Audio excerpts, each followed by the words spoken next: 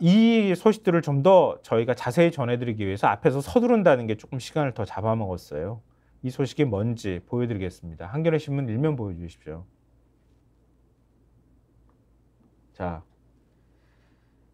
수색 최근 사단장 현장 방문에 물속 들어간 거 보려면 점점점 이렇게 나왔죠. 임성근 사단장이죠. 최상병 삼킨 수중 수색 원했던 정황 더 나와 이렇게 돼 있고요. 그 다음에 오면도 보여주십시오. 수변 수색도 위험. 이튿날 태도 바꿔 입수 시찰 간방교로 이렇게 제목을 좀 달아놨는데요. 이게 어떤 내용입니까? 좀 저희가 그 한겨레 TV에서 보도한 내용을 기초로 해서 한겨레 신문이 이 기사를 쓴 거거든요. 지금 저기에 약간 미색으로 표현되어 있던 박스가 있잖아요. 그게 녹취 내용이잖아요. 그걸 김민하 평론가가 설명을 해주시는 사이사이에 저희가 녹취 내용을 좀 들려드리도록 하겠습니다. 예, 말씀해 주십시오. 그러니까 이게 한겨레 TV에서 다큐멘터리의 형태로 만든 겁니다. 그 제목이 고 최상병 죽음의 공동정범인데 공개 자체는 아마 26일에 됐을 것인데 네. 어제 이제 많은 분들이 보셨을 것이고 네. 신문에는 오늘 이 내용을 쓴 거예요. 그래서 방금 보신 이 한겨레 오면의 제목에 이제 수변수색도 위험 이튿날 태도 받고 입수시찰 간방교로 이 기사에 이 다큐멘터리에 등장하는 주요 내용이 이제 다 써 있는 건데 이 기사의 이제 핵심은 그 당시의 상황에서 각 이제 이 뭡니까 이 관계자들이 어떠한 대화를 주고받았고 통화 그러니까 내용이 어떠한 것들이 수색에 나갔던 포병 대대장들 여러 명하고 그다음에 여단장하고 통화 그리고 대대장 여단장이 임성근 사단장한테 최상병이 실종되고 숨진 사실이 확인되고 난 다음에 보고하는 내용 이런 것들이 녹취로 다 지금 남아 있는 거 아니에요? 그것들을 이제 재구성해서 네. 그 당시 상황이 실체적으로 어땠는지 그런 것들을 이제 따져보겠다라는 내용입니다. 네. 그래서 그 당시에 7월 19일 날 아침 6시 20분께 이제 그러니까 최상병이 실종되기 약 2시간 전에 최상병이 소속된 이 포병 7대 대장 이모 중령이 7여단장 박모 대령의 전화를 받았다는 건데요. 예. 거기에 대해서 그러니까 제가 네. 얘기하면 트는 거예요. 아, 그거를? 네. 틀어주십시오. 그 사단장님 너희 한계중대 보신다고 하셨는데 네. 몇 정도로 왔나면 되냐? 그 물속에 좀 들어있는 거 보려면 간방교 일대로 가면 될 것 같습니다. 간방교. 예, 알았다. 시간이 한 9시나 10시 정도 될 거야. 예. 자, 이거 맥락을 좀 설명해 드려야 될 것 같은데요. 자, 그동안에 임성근 사단장은 여단장한테 거기에 수변 수색하는 거는 내가 의견을 제시했을 뿐이다. 지시한 게 아니다. 이렇게 주장을 해왔었잖아요. 근데 지금 여단장이 뭐라고 합니까? 사단장님이 내려오신다고 하는 거잖아요. 와서 점검하겠다고 하는 거잖아요. 그 여단장하고 바로 그 의견 제시를 받았다고 하는 실제로 거기를 지휘했다고 임성근 사단장이 주장하는 여단장과 거기에 직접 현장에 나가 있는 대대장하고 통화하는 내용이잖아요. 그렇죠. 근데 거기에 보면 사단장님이 너희 한계중대 보신다고 하셨는데 몇 중대로 안내하면 되나? 그 물속에 좀 들어가 있는 거 보려면 간방교 일대로 가면 될 것 같습니다. 물속에 들어가 있는 걸 사단장한테 보여준다는 거 아니에요? 보여준다는 게 핵심입니다. 거기가 수색하던 곳 아니에요. 차상병이 실종되고. 보여주기 위해서 거기로 가야 되고 거기서 수색을 하겠다라고 얘기하는 게 이 대화의 핵심이고 그다음에 그렇게 이제 생각을 하고 있었는데 근데 하루 전인 7월 18일만 해도 현장 지휘관들의 판단 이거 안 되겠다라는 생각이었다는 거예요. 네. 왜냐하면은 이제 폭우로 수중과 수변의 구분이 어려울 정도로 수위가 높아졌기 때문인데 현장 상황을 파악한 뒤에 포병 11대대장하고 7대대장이 이런 대화를 나눕니다. 네. 한번 들어보시죠. 야, 이거 수변을 어떻게 내려가냐? 못합니다, 선배님. 이거 하면 안 됩니다. 위험합니다. 참다. 그 장화 신고 들어가면 지금 못하고 물이 더 빠져야지 수색 장치를 할 수 있을 것 같고 와, 이거 뭐 위험합니다. 예, 내가 우선 7대장하고 통화해볼게. 예, 사진 보내드리고 통화하는 게 나을 것 같습니다. 예. 저 포칠 대대장이 아까 여단장하고 통화한 사람이잖아요. 그러니까 사단장님이 내려오신다는데 여단장이 어디로 보여드리면 되냐 그랬더니 포칠 대대장이 간방교 그쪽으로 가시면 될 것 같습니다. 거기 수변에서 지금 수색을 할 테니까요. 이렇게 얘기를 했던 당사자인데 하루 전만 해도 포칠 대대장이 이거 선배님 이거 들어가면 안 됩니다. 못합니다. 위험합니다. 물속에 사병들 들어보내면 안 됩니다. 이렇게 11대대장끼리 자기 대대장들끼리 논의를 했다는 거 아니에요.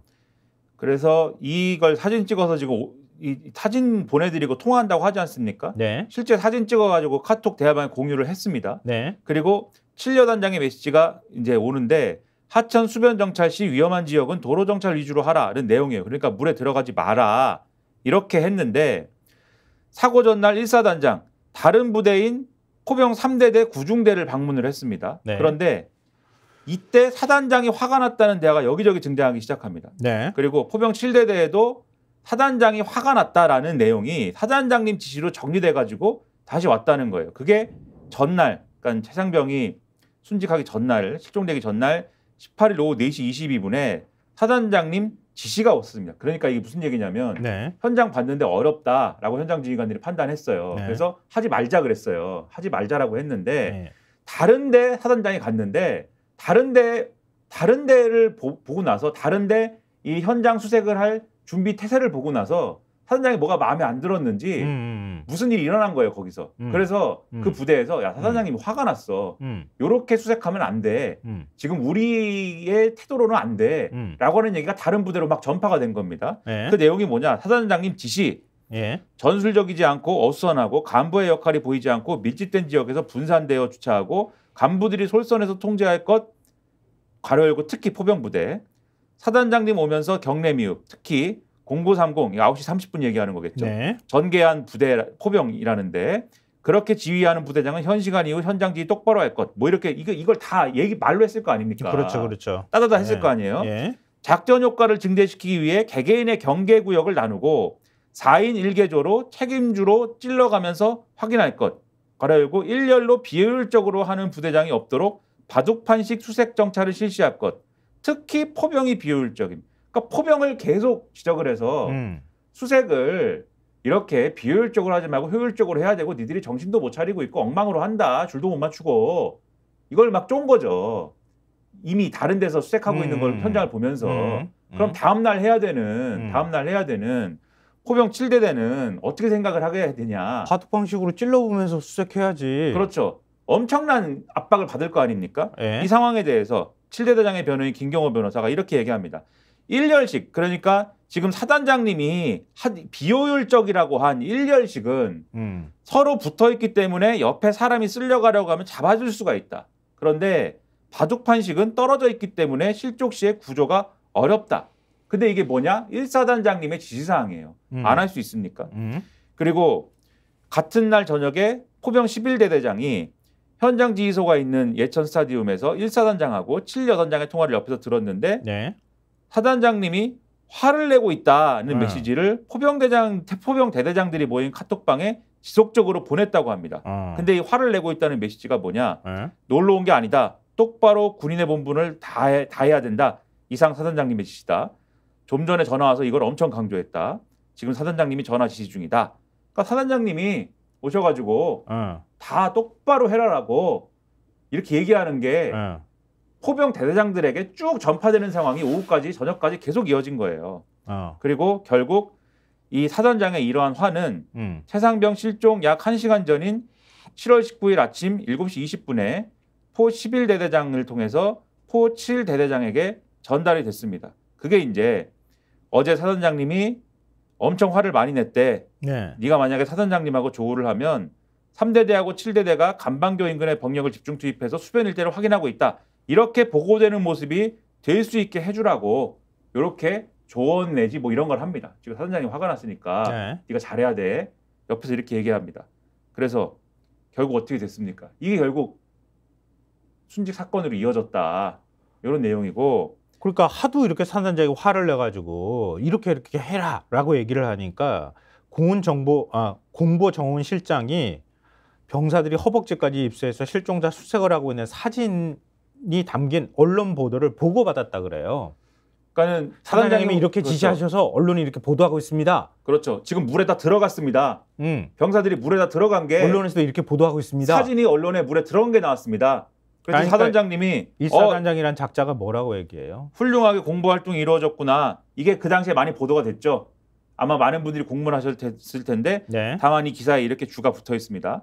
사단장은 그 사진을 사고 발생 이후에야 봤다고 주장. 뭐 이렇게 사고 돼 발생 있는데 이후에 봤는데 훌륭하게 공보가 이루어졌구나 이렇게 답변을 했어. 그렇다고 사병이 합니다. 숨졌는데 네. 실종되고 최상병 실종을 보고받을 당시에는 현재 상태 어떠냐, 그 친구가 수영을 할 줄 아느냐 이런 질문만 했고 이후 통화에서도 생존 장병들에 대해서 지금 다 어디 있느냐, 얘들 언론 이런 데 접촉이 되면 안 되는데 하여튼 트라우마 이런 건 나중 문제고 얘들 관리가 돼야 하거든 이렇게 얘기를 하면서 파장을 축소하는데 급급했다. 그 마지막 요 부분에 대한 녹취록 있죠. 그것도 들려주십시오. 그러면 현재 상태가 어떠냐고. 현재 그 친구는 안 보이고 나머지 찾고 있습니다. 알았다. 예. 그 얘들 지금 다 어디 있냐? 그럼 5명은? 지금 그 간부는 여기 현장에 있고 애들은 버스에 타 있습니다. 그 얘들 언론 이런 데 접촉이 돼서는 안 되는데. 그 하여튼 저 트라우마 이런 부분은 나중 문제고 애들 관리가 돼야 되거든. 어떤 식으로 관리가 돼야 되겠냐? 일단 좀 시원한데 차 안에 있으면서 그 좀 달래주고. 언론밖에 생각을 안 하는 사람이군요. 그러니까요. 그러니까 저렇게 뻔뻔하게 거짓말도 하고 그러는 거죠. 이렇게 드러났는데도 자기는 지시 안 내렸다고 주장할 수 있을까요? 그리고 언론을 이렇게 신경 쓰고 언론만 생각한다는 거는 뭡니까? 왜 언론을 생각할까요? 우리나라의 언론을 걱정해서일까요? 보도 현실을 걱정해서일까요? 아니죠. 승진 걸려있기 그렇죠. 때문이지. 자기의 안위, 나의 미래, 나의 인생 이게 제1의 가치인 분인 것 같아요. 이분은. 그러면 지금 당장 내가 책임지게 생겼다. 내 장래가 위험하다. 출세길이 막혔다. 라고 하는 판단이 들었을 때 어떻게 움직였을까? 이런 의심을 안 할 수가 없는 그런 상황입니다. 사실. 네. 무슨 지들이 무슨 해병대에 무슨 명예를 생각하냐. 내가 애초부터 이럴 줄 알았어. 저런 작자가 어떻게 지휘관으로 있냐. 저기 지금 대대장은 사병이 실종돼가지고 막 헐레벌떡하고 막 울상으로 막 대대장들끼리 어떻게 되는 거야. 막 허겁지겁. 저희가 전에 대대장들끼리 통화한 거는 좀 들려드리지는 않았는데 막 거의 울기 직전이었어요. 그렇죠. 그렇게 황급한 상황에서 사단장한테 보고를 한 거잖아요. 사단장이 이렇게 되는 겁니다. 이렇게 했더니 사단장이 알았다. 애들은 저런 대사는 걔네들은 건강하냐? 쟤들은 몸은 괜찮냐? 어떻게 됐냐? 언론 접촉하면 안 돼. 저런 대사는 드라마나 영화에서나 봤지 현실에서 저런 게 나오리라고는 생각을 안 해봤습니다. 또 어떻게 진짜 저런 사단장을 구하기 위해서 대통령실이 나서고 국가안보실이 나서가지고 지금 이 사단이 벌어진 거라는 거 아니에요? 근데 얼마 전에 저희가 소개해드렸던 적이 있는데 그 7월 19일 날 이 사건이 벌어졌잖아요. 벌어지고 난 다음에 벌어지고 이틀 뒤에 그때부터 대통령실이 움직였다는 게 다 이미 정황이 드러났잖아요. 그러니까 7월 21일 그러니까 실종되고 이틀 뒤에 대통령실 국가안보실에 파견됐던 김영래 대령이 해병대 수사단으로부터 익사 사건 수사 계획서 문건을 받았다는 거잖아요. 어떻게 수사할 거야? 어떻게 수사하는지 계획서 제출해. 그렇게 가지고 받았다고 하는 거예요. 스픽스는 말하는 언론입니다. 대세는 유튜브, 그중에서 스픽스. 좋아요, 댓글, 구독, 알림 설정. 여러분이 저희를 사랑해 주시고 우리가 여러분을 사랑하는 4가지 방법입니다.